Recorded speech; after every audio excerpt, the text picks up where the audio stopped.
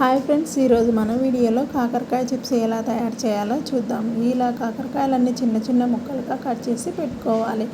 కాకరకాయలన్నీ ఇలా చిన్న చిన్న ముక్కలన్నీ కట్ చేసుకున్న తర్వాత వీటికి కావాల్సిన పదార్థాలు కారం పొడి, కొబ్బరి, ఎల్లిపాయలు, ఉప్పు అన్నీ కలిపి మిక్సీ పట్టి పెట్టుకోవాలి. పెట్టుకున్న తర్వాత డీప్ ఫ్రైకి ఆయిల్ పెట్టుకోవాలి. ఒక పక్క డీప్ ఫ్రైకి ఆయిల్ పెట్టుకోవాలి. పొయ్యిలో కాకరకాయలు చాలా మంచిదండి ఆరోగ్యానికి. వారంలో 1-2 సార్లన్నా తీసుకుంటే ఆరోగ్యానికి ఎంతో మంచిది. మన పిల్లలు కూడా ఇలా చేస్తే చాలా బాగా తింటారండి.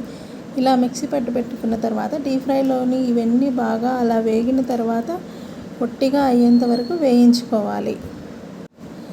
ఇలా అన్నీ బాగా కలుపుకొని వేయించుకోవాలి. ఇవన్నీ ఒక పక్కన ప్లేట్లోకి తీసి పెట్టుకొని మిగిలినవి కూడా అన్నీ వేయించుకోవాలి.